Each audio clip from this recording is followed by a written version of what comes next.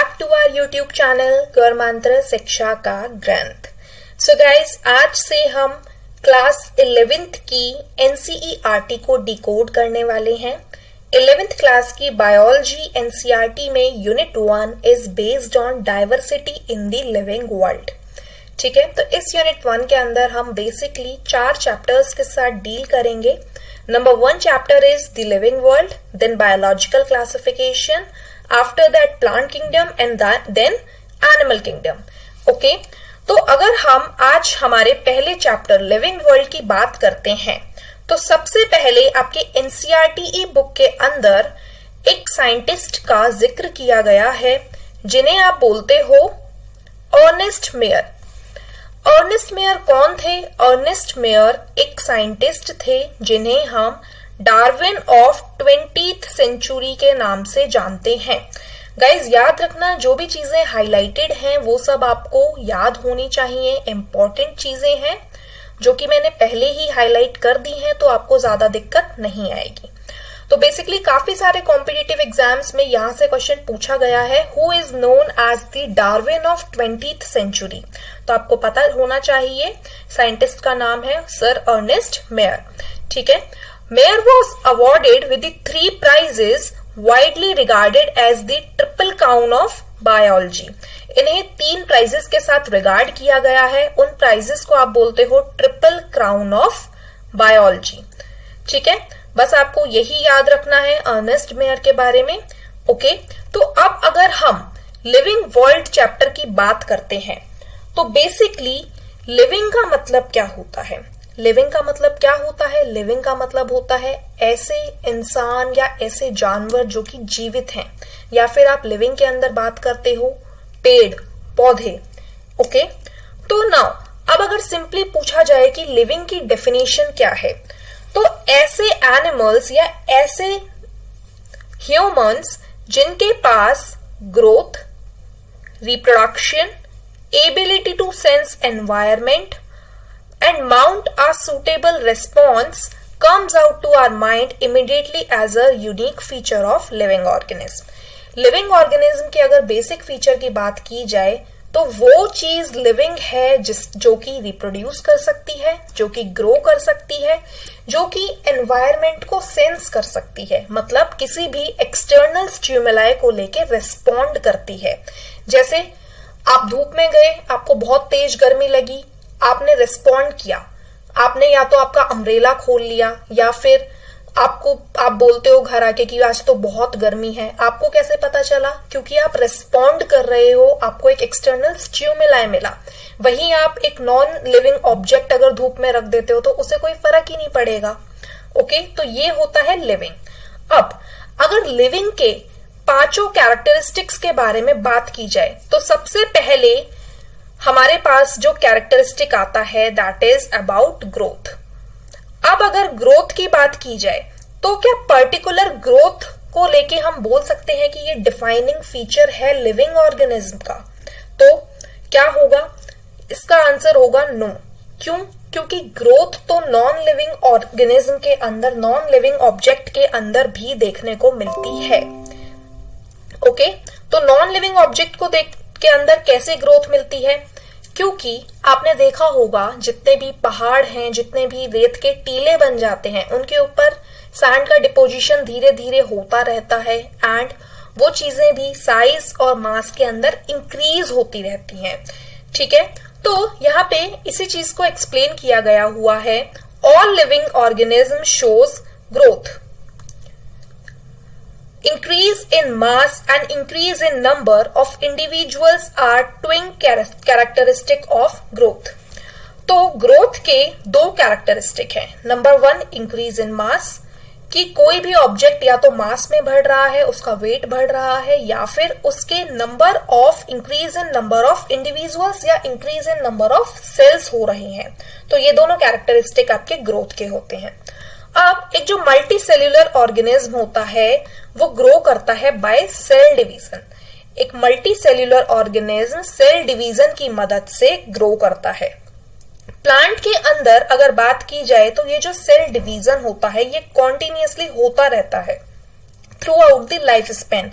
लेकिन वहीं एनिमल्स की अगर बात की जाए तो the growth is seen only up to a certain age. Plants के केस में ये ग्रोथ चलती रहती है एंड एनिमल्स के केस में एक एज के बाद ग्रोथ रुक जाती है।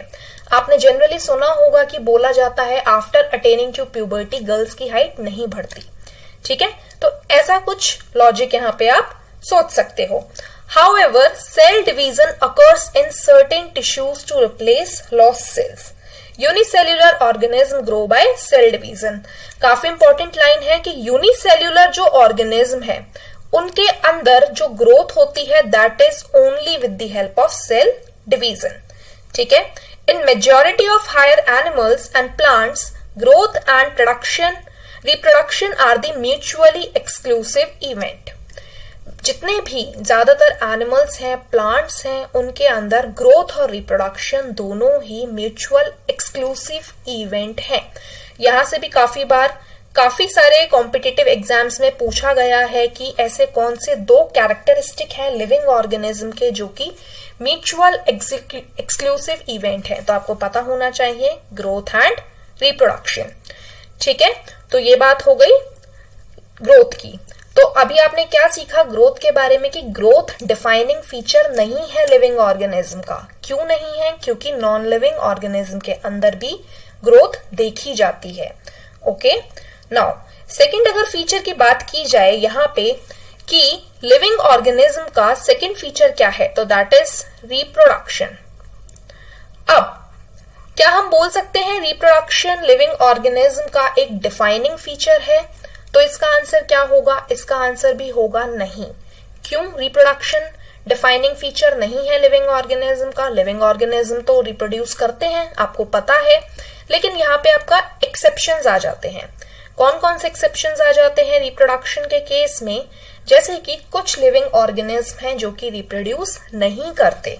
उनके एग्जाम्पल क्या क्या है? जैसे कि वर्कर बीज, इनफर्टाइल ह्यूमन कपल्स एंड आपने म्यूल्स का एग्जाम्पल देखा होगा। ठीक है, तो यहाँ पे भी रिप्रोडक्शन को आप एक लिविंग ऑर्गेनिज्म का डिफाइनिंग फीचर नहीं बोलोगे क्योंकि यहाँ पे आपके एक्सेप्शंस आ जाते हैं। ठीक है, अब रिप्रोडक्शन की अगर बात की जाए तो रिप्रोडक्शन भी आपका दो तरीके का होता है, number 1 sexual and number 2 asexual. Okay, तो अब सेक्सुअल रिप्रोडक्शन तो हायर प्लांट्स और हायर एनिमल्स के केस में हो जाता है and asexual reproduction lower organism के केस में देखा जाता है। जैसे fungi multiply and spread easily due to the millions of asexual spores they produce. तो फंजाई के केस में कैसे होता है reproduction? With the help of millions of asexual spores. Important बात याद रखने वाली यहाँ पे ये है कि आपको ये जो पैराग्राफ दिख रहा है, इस पैराग्राफ से चूज द मल्टीपल कॉलम करके क्वेश्चन पूछा जा सकता है। मतलब एक साइड में आपको ऑर्गेनिज्म दिया होगा, दूसरी साइड में उसका मोड ऑफ रिप्रोडक्शन दिया होगा। तो फंजाई के केस में मोड ऑफ रिप्रोडक्शन क्या होगा? With the help of asexual spores. इसी तरीके से अगर आप लोअर ऑर्गेनिज्म की बात करते हो लाइक ईस्ट एंड हाइड्रा, तो इनके अंदर बडिंग देखी जाती है। प्लानेरिया जो कि फ्लैटवर्म्स हैं, इनके अंदर हम ट्रू रीजनरेशन देखते हैं। ओके, तो ये कुछ बातें हो गई विद रिस्पेक्ट टू रिप्रोडक्शन। तो reproduction is also not a defining feature of living organism. Okay, यहां पे देखो लिखा भी हुआ है reproduction also can not be an all inclusive defining characteristic of the living organism. तो अभी तक आपने लिविंग ऑर्गेनिज्म के दो कैरेक्टरिस्टिक्स को थॉरोली स्टडी कर लिया, number 1 growth and number 2 reproduction. Third case की अगर बात की जाए तो थर्ड केस आपके पास आ जाता है मेटाबॉलिज्म। कि मेटाबॉलिज्म क्या होता है? तो देखो लिविंग ऑर्गेनिज्म के केस में दो तरीके की प्रोसेसेस होती रहती हैं, एक कैटाबॉलिक और एक एनाबॉलिक। कैटाबॉलिक प्रोसेस क्या होती है? कैटाबॉलिक प्रोसेस होती है ऐसी प्रोसेस जो कि केमिकल रिएक्शंस करती हैं जिनकी वजह से ब्रेक डाउन होता है। एंड सेकेंड टाइप की रिएक्शंस होती हैं एनाबॉलिक रिएक्शंस, जिसके अंदर केमिकल रिएक्शंस रिएक्ट करती हैं और किसी चीज का प्रोडक्शन होता है। ठीक है, तो आपको पता है all living organism are made up of chemicals. जितने भी लिविंग ऑर्गेनिज्म हैं सभी के सभी केमिकल से मिलके बने हुए हैं। उनकी बॉडी के अंदर कार्बोहाइड्रेट्स मिलेंगे, आपको प्रोटीन्स मिलेंगे, फैट्स मिलेंगे। तो ये जितने भी केमिकल्स होंगे ये छोटे भी हो सकते हैं, बड़े भी हो सकते हैं, बहुत सारी क्लासेस होती है इनकी, साइज होते हैं, फंक्शंस होते हैं। ठीक है, तो अब लिविंग ऑर्गेनिज्म, एक इंसान की बॉडी की अगर बात की जाए तो उस बॉडी के अंदर काफी सारी हजारों रिएक्शंस हो रही होंगी। ठीक है, तो चाहे वो ऑर्गेनिज्म यूनिसेल्यूलर हो या मल्टीसेल्यूलर हो कोई फर्क नहीं पड़ता।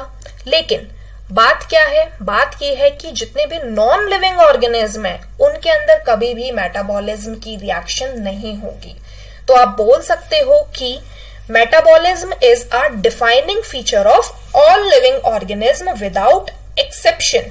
ये लाइन बिल्कुल याद रखना गाइस, एनसीईआरटी के अंदर क्लियरली मेंशन है कि metabolism is a defining feature of all living organism and without exception. तो आप बोल सकते हो कि ग्रोथ अभी तक आपने देखा नॉन डिफाइनिंग फीचर है, रिप्रोडक्शन आपने देखा नॉन डिफाइनिंग फीचर है, लेकिन थर्ड कैरेक्टरिस्टिक जो आपने देखा metabolism, this is the defining feature of life forms. Okay, काफी इंपॉर्टेंट पॉइंट है ये।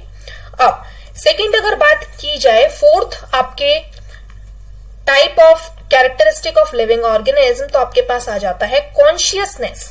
अब देखो कॉन्शियसनेस का मतलब क्या होता है। कॉन्शियसनेस का मतलब होता है respond to the external environment.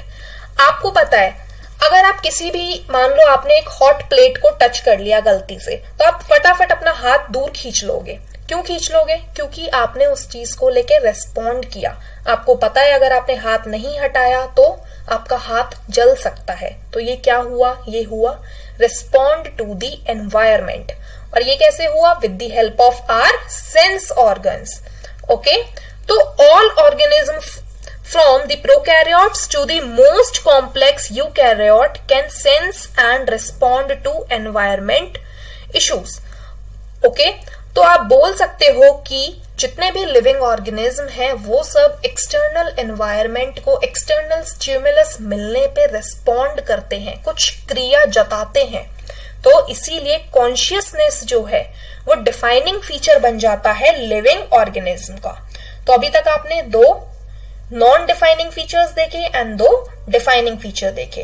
अब देखो इंपॉर्टेंट बात क्या है, कभी कभी ये पूछ लिया जाता है कि सेल्फ कॉन्शियसनेस किसके अंदर प्रेजेंट है। कॉन्शियसनेस तो सभी लिविंग ऑर्गेनिज्म के पास प्रेजेंट है, लेकिन अगर सेल्फ कॉन्शियसनेस की बात की जाए तो सेल्फ कॉन्शियसनेस जो है वो केवल ह्यूमंस के पास है। यहाँ पे केवल और केवल आप ह्यूमंस की बात करते हो। ओके, तो कंफ्यूज मत होना self conscious and conscious word से। ठीक है,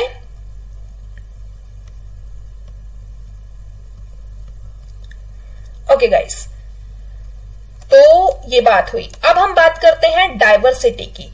अब आपने देख लिया कि लिविंग ऑर्गेनिज्म बेसिकली है क्या, लेकिन अब अगर बात की जाए डाइवर्सिटी की लिविंग वर्ल्ड में, तो अभी तक जो एस्टिमेटेड डेटा है बायोडाइवर्सिटी का वो ये बताता है कि जितनी स्पीशीज हमें अभी तक नोन है या फिर हमने डिस्क्राइब की है वो रेंज करती हैं बिटवीन 1.7 टू 1.8 मिलियन की। डेटा आपको याद रखना है, ये नंबर आपको याद रखना है।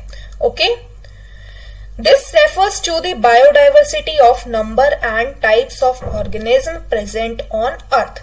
अब अगर बायोडाइवर्सिटी की बात की जाए कि बायोडाइवर्सिटी का मतलब क्या है, तो खुद सोच के देखिए कि बायोडाइवर्सिटी का मतलब क्या है। बायोडाइवर्सिटी जो वर्ड है वो दो वर्ड से मिलके बना हुआ है, bio and diversity, and this term is used to describe the enormous variety of life on earth. आप आपके डे टू डे लाइफ में देखते हो कितने सारे एनिमल्स हैं, काऊ हो गई, डॉग, कैट, बफेलो, ह्यूमंस हो गए, इतने सारे टाइप के प्लांट्स हैं। ये सब क्या है? ये सब लिविंग ऑर्गेनिज्म है। And different species, different genus, varieties आपको देखने को मिलती हैं लिविंग ऑर्गेनिज्म की, तो इसे आप बायोडाइवर्सिटी कहते हो। ओके, नाउ अब अगर इतने सारे ऑर्गेनिज्म है नेचर के अंदर, तो हम कैसे पहचानेंगे कि कौन सा ऑर्गेनिज्म क्या है? या आप बोल सकते हो कि जैसे एक फैमिली के अंदर एक बेबी का बर्थ होता है तो हम उसका नॉमेनक्लेचर करते हैं, उसका नामकरण करते हैं। इसी तरीके से जितनी भी स्पीशीज हैं अभी तक 1.7 to 1.8 मिलियन स्पीशीज जिन्हें हम जान पाए हैं, हमने उन्हें क्लासिफाई किया, उनका आइडेंटिफिकेशन किया, नॉमेनक्लेचर किया। ठीक है, तो बेसिकली अगर आप किसी भी लिविंग ऑर्गेनिज्म को नाम देते हो, यानी कि उसे आप नेमिंग करते हो उस लिविंग ऑर्गेनिज्म की, तो आप उसे बोलते हो nomenclature. There is a need to standardize the naming of living organisms such that a particular organism is known by the same name all over the world. The process is known as nomenclature. ठीक है, अब आपने नामकरण कर दिया, लेकिन उससे पहले आपको आइडेंटिफिकेशन भी तो करना पड़ेगा ऑर्गेनिज्म का। तो when the organism is described correctly and we know to what organism the name is attached, this is known as identification. अब नॉमेनक्लेचर, आइडेंटिफिकेशन, क्लासिफिकेशन के लिए हमारे पास काफी सारी कमिटीज हैं। Like for plants, scientific names are based on the agreed principles and criteria. अगर हमें किसी ऑर्गेनिज्म को नाम देना है, उसका नॉमेनक्लेचर करना है, तो हमारे पास डिफरेंट टाइप्स की कमिटीज हैं जिनके अंदर जो हमें बताती हैं कि क्या प्रिंसिपल हमें फॉलो करने हैं, क्या क्राइटेरिया हमें फॉलो करने हैं नॉमेनक्लेचर के लिए। फॉर एग्जाम्पल, आपके पास एक कमेटी है दैट इज ICBN, जो कि जिसकी फुल फॉर्म है international code for botanical nomenclature. अगर आपको प्लांट्स का नॉमेनक्लेचर करना है तो आप ICBN के अकॉर्डिंग जाएंगे। अगर आपको एनिमल्स का नॉमेनक्लेचर करना है, animal taxonomist have evolved international code for zoological nomenclature that is ICZN। Okay, तो ये बात हो गई ICBN एंड ICZN, ये एब्रिविएशंस आपको याद रखनी है। अब आपने ये तो बता दिया, लेकिन अब क्या होता है कि जो बायोलॉजिस्ट होते हैं वो यूनिवर्सली एक्सेप्टेड प्रिंसिपल्स को ही एक्सेप्ट करते हैं साइंटिफिक नेम देने के लिए। तो ये जो साइंटिफिक नेम आप देते हैं ऑर्गेनिज्म को, ये आप हमेशा लैटिन लैंग्वेज में देते हो। लैटिन लैंग्वेज क्यों यूज करते हो किसी भी ऑर्गेनिज्म को नेमिंग करने के लिए? क्योंकि लैटिन लैंग्वेज जो है वो आपकी डेड लैंग्वेज है। एंड डेड लैंग्वेज का मतलब ये है कि आप किसी भी जगह चले जाओ, किसी भी कंट्री में चले जाओ, ये लैंग्वेज चेंज नहीं होगी। इसीलिए लैटिन लैंग्वेज को आप डेड लैंग्वेज बोलते हो। ठीक है, अब काफी सारे साइंटिस्ट आए जिन्होंने अपना अपना नॉमेनक्लेचर दिया, अपने अपने मेथड्स दिए नॉमेनक्लेचर के। उनमें से एक मेथड था बायोनोमियल नॉमेनक्लेचर। बायोनोमियल नॉमेनक्लेचर जो था वो आपके साइंटिस्ट कार्लस लिनियस ने दिया था। इनके अकॉर्डिंग जब आप किसी ऑर्गेनिज्म का नामकरण कर रहे होते हो, नॉमेनक्लेचर कर रहे होते हो, तो आप उसके नाम के अंदर दो वर्ड्स को यूज में लेते हो। Each name has two components. ठीक है, आपने एग्जाम्पल सुना होगा जैसे मैग्नीफेरा इंडिका हो गया, रेटस रेटस हो गया। ओके, तो इन दोनों कंपोनेंट के अंदर पहला वर्ड जो होगा that will B generic name and second word जो होगा that will be specific epithet. याद रखना, जितनी भी चीजें हाईलाइटेड हैं उन्हीं से आपके क्वेश्चंस काफी बार एग्जाम्स में डायरेक्टली पूछ लिए जाते हैं, तो आपको ये चीजें पता होनी चाहिए। ठीक है, तो अब हमने बात की बायोनोमियल नॉमेनक्लेचर की। अकॉर्डिंग टू बायोनोमियल नॉमेनक्लेचर, जब आप किसी भी ऑर्गेनिज्म का नामकरण करेंगे तो आप उसके नाम में दो वर्ड्स रखेंगे, दो कंपोनेंट्स रखेंगे।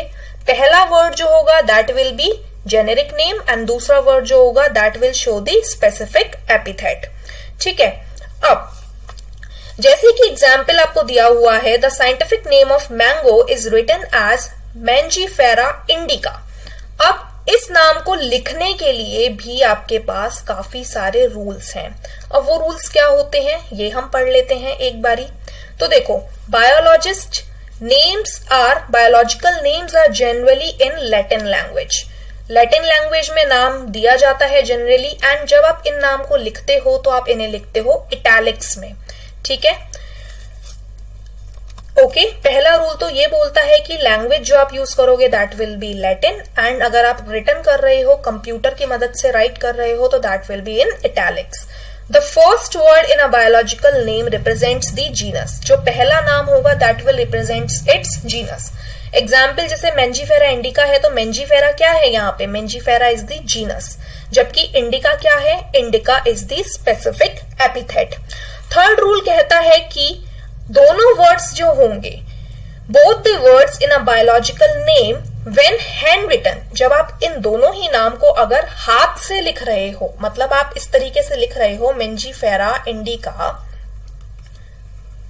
तो इन दोनों वर्ड्स को आप generic name and specific epithet को आप अंडरलाइन करोगे सेपरेटली, ठीक है, और printed in italics to indicate their Latin origin. और अगर आप प्रिंट कर रहे हो तो आप केवल इटैलिक्स के अंदर प्रिंट करोगे, आपको अंडरलाइन करने की जरूरत नहीं है। ओके, तो ये आपका थर्ड रूल हो गया। फोर्थ रूल बोलता है the word denoting the genus starts with the capital letter. जो पहला वर्ड होगा that will be in capital letter and जो specific epithet होगा that will be in small letter. It can be illustrated with the example of Mangifera indica. Okay, तो ये 4 rules थे। And एक rule आपका ये भी था कि आप जेनेरिक नेम और स्पेसिफिक एपिथेट को सेम नहीं लिख सकते। किसके केस में आप जेनेरिक नेम और स्पेसिफिक एपिथेट को प्लांट्स के केस में सेम नहीं ले सकते, जबकि एनिमल्स के केस में आप ले सकते हो। एनिमल्स लाइक रेटस रेटस क्या है ये? रेटस साइंटिफिक नेम है रैट का। तो और ऐसे वर्ड्स, ऐसे साइंटिफिक नेम एनिमल्स के जिसके अंदर आपका जेनेरिक नेम और स्पेसिफिक नेम सेम हो तो उन्हें आप बोलते हो टॉटोनिम्स। ठीक है, यहां पे भी काफी बार पूछ लिया जाता है एग्जाम्स के अंदर कि टॉटोनिम्स क्या होते हैं। तो एनिमल्स के केस में जब आप स्पेसिफिक एपिथेट और जेनेरिक नेम सेम लिखते हो, मतलब उनको साइंटिफिक नेम असाइन है, तो ऐसे नाम को टॉटोनिम्स कहा जाता है। ओके, एंड एक प्रोसेस होती है क्लासिफिकेशन की प्रोसेस। आप अब क्या करते हो, आपने नॉमेनक्लेचर कर दिया, आपने आइडेंटिफिकेशन कर दिया ऑर्गेनिज्म का, अब आप इन्हें क्लासिफाई भी करते हो। क्लासिफिकेशन से मतलब क्या है, जैसे कि आपने देखा होगा किचन में आपकी मदर क्या करती हैं कि एक शेल्फ के अंदर मसाले एक साथ रख देती हैं, जितने भी स्पाइसेस हैं उनको एक साथ रख देती हैं, जितने भी यूटेंसिल्स हैं वो एक साइड रखती हैं, या फिर जितना भी स्टोर्ड फूड है वो फ्रिज के अंदर अच्छे से स्टोर करके रखेंगी। वो ऐसा क्यों करती हैं? वो चीजों को क्लासिफाई कर देती हैं जिससे चीजें इजीली उनको मिल जाएं और यूज करने में भी आसानी रहे। इसी तरीके से बायोलॉजी के अंदर हम क्लासिफिकेशन की प्रोसेस करते हैं। बहुत सारे फैक्टर्स होते हैं जिनके बेसिस पे हम लोग एनिमल्स को, प्लांट्स को सेपरेट किंगडम, सेपरेट फाइलम के अंदर डाल देते हैं, सेपरेट फैमिलीज डिजाइन कर देते हैं, क्लासेस डिजाइन कर देते हैं, जिनके बारे में हम लोग फर्दर स्टडी करेंगे। तो अभी के लिए अगर बात की जाए तो क्लासिफिकेशन क्या है? Classification is the process by which anything is grouped into convenient categories. आपने किसी भी बहुत सारी चीजों को लिया, ग्रुप किया उन अपने कन्वीनियंट के हिसाब से, based on some easily observable characters. अपने कैरेक्टर्स ऑब्जर्व किए, जैसे for example we easily recognise groups such as plants और एनिमल्स और डॉग्स, कैट्स और इंसेक्ट्स। ठीक है, तो ये बात हो गई आपकी क्लासिफिकेशन की। Okay, and the scientific term for these categories, जितने भी आपकी कैटेगरीज में आपने क्लासिफिकेशन किया है, इन्हें आप बोलते हो टेक्सा। ओके, क्या बोलते हो? टेक्सा। फर्दर हम लोग टेक्सोनॉमी के बारे में स्टडी करेंगे कि क्या होता है, लेकिन अभी के लिए आप जान लो, based on the characteristic all living organism can be classified into different taxa. जितने भी ऑर्गेनिज्म के कैरेक्टरिस्टिक्स हैं डिफरेंट, उनके बेसिस पे हम ऑर्गेनिज्म को डिफरेंट हायरार्की लेवल पे पुट करते चलते हैं, उन्हें क्लासिफाई करते चलते हैं, एंड इस प्रोसेस को हम नाम देते हैं टैक्सोनॉमी। तो now what is taxonomy? The process of classification is known as taxonomy. Okay, तो ये बात हो गई टैक्सोनॉमी की।